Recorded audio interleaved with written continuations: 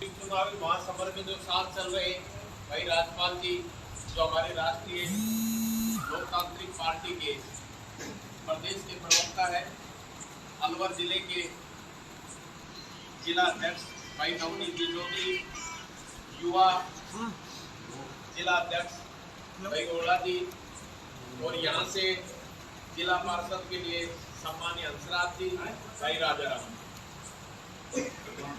अभी मेरे से पहले सभी वक्ताओं ने आप लोगों के मिला इस पावन धरा के ऊपर आने का, और जब मौका मिला तो आप लोगों ने जो मान और सम्मान दिया उसके लिए सदैव आपका ऋणी और आभारी हो कि आपने।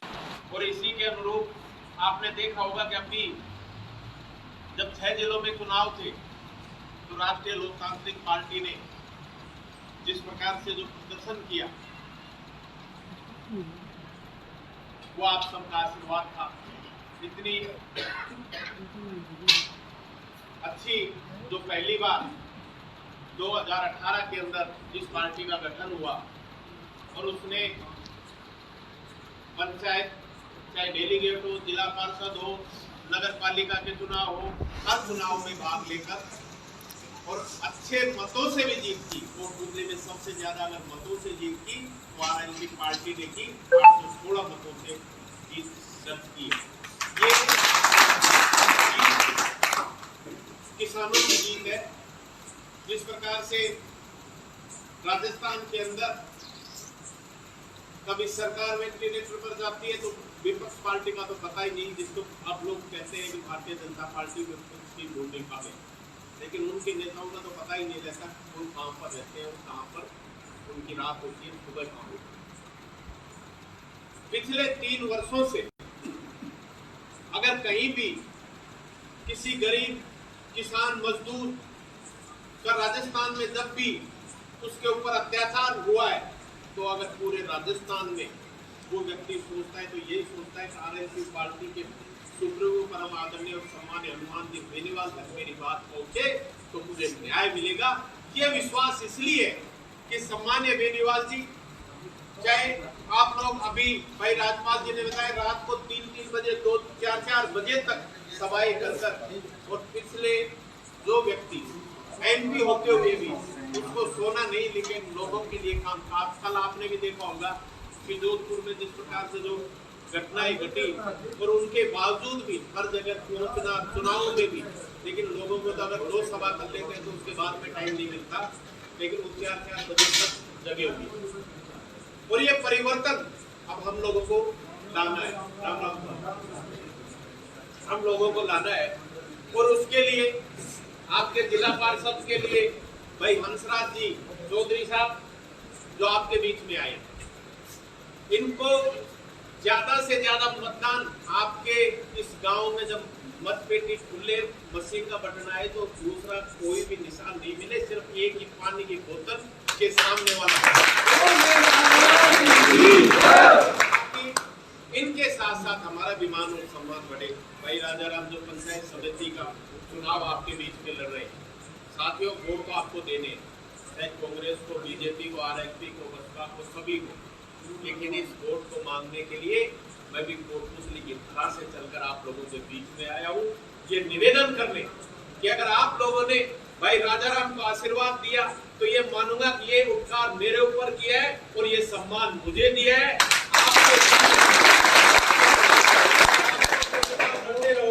लेकिन मैं पहली बार आप लोगों से कुछ मांगने आया हूँ, मुझे नाउमीद मत करना। और जब भी वोटों की वो मशीन खुले तो भाई को भी लगना चाहिए कि सबसे ज्यादा चोरला की इस धरा के ऊपर अगर किसी को मत मिले तो आरएलपी पार्टी चुनाव चिन्ह पानी का बोतल है, हमारा हाथ और फूल नहीं है, ये पानी की बोतल जो हर समय हमें काम आती है। ये गंगा जल की तरह पवित्र। और साथियों मैं तो कहना चाहता हूँ और आज भी कहूंगा और पहले भी मैंने कहा था कि लोग धोखाधड़ी बहुत कुछ करते हैं, लेकिन हम वही करते हैं जो कहते हैं। चाहे हो सकता है लोगों ने मुझे क्या क्या नाम दिया, उनसे फर्क नहीं पड़ता। फर्क इस बात से पड़ता है कि जब मेरा गरीब किसान अगर किसी अधिकारी के पास जाए और अगर उस अधिकारी को उनमें बदबू नजर आने लगे तो ऐसे अधिकारी को राजस्थान में रहने का कोई अधिकार नहीं। सुनी जाएगी, जब तक गांव ढाणी का विकास नहीं होगा, जब तक आप इस भारत को विकास की ओर आगे बढ़ाने की बात करें। हमारे आज भी कई गांव और ढाणियों में जब हम लोग जाते हैं तो ऐसा लगता है कहीं लाइट नहीं है, कहीं और नहीं है। ये किस लिए लोग शहर की बात करते हैं। और आज हमें भी कहीं जब हम जाते हैं तो सुनने को मिलता है कि बाबा बेटो नौकरी लागे बैठे हुए हो, प्लाट ले लियो, जब प्लाट ले लियो, प्लाट ले लियो, गाँव छोड़ो। गाँव क्यों नहीं रहते? क्योंकि अगर यहाँ बिजली, पानी, सड़क की अगर संपूर्ण व्यवस्था हो तो हमारे नौजवान भाई शहर में नहीं जाएंगे, घर पे रह के माँ बाप की सेवा करेंगे।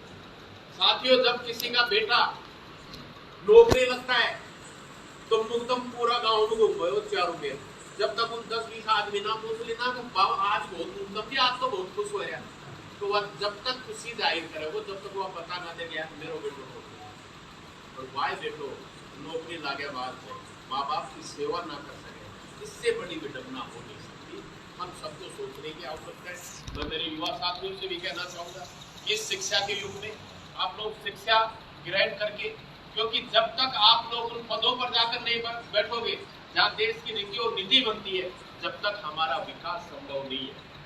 आप एमएलए हमें बनाते हो, हम 5 साल के लिए बनते हैं, लेकिन आप IAS, IPS, RAS, IPS बनोगे तो 30 साल के लिए बनते हो। और उसमें आपके गांव और ढाणी का जो मैप होता है, आप ये सोचते हैं कि यहाँ पर कैसे इन सबका निवारण हो। इसलिए साथियों, शिक्षा की तो बहुत आवश्यकता ही है। और आज मुझे भी पहले भी कई दफा कोशिश की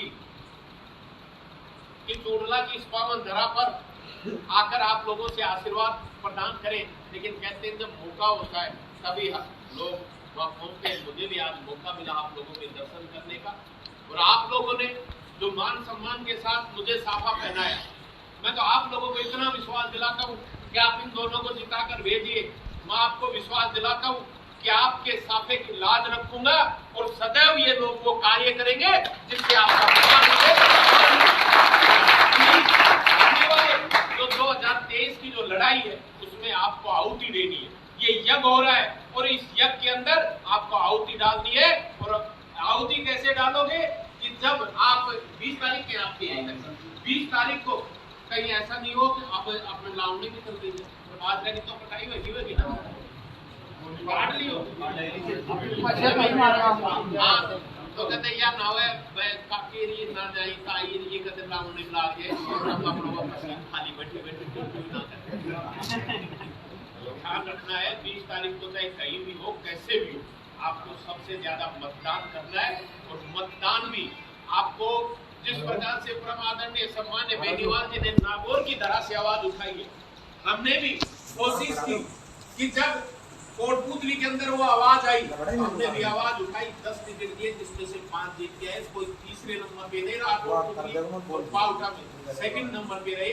ये पहली लड़ाई थी कि कोटपुतली में लोगों को विश्वास हुआ कि आरएनपी पार्टी वो पार्टी है जो लोगों के लिए लड़ाई लड़ती है, लोगों की भावनाओं के अनुरूप कार्य करते हैं। और आज हम आपकी इस धरा पर भी अगर आप लोगों ने इन दोनों को जिताकर भेजा तो ये जीत इन दोनों की नहीं, ये जीत रामस्वरूप कसाना की होगी।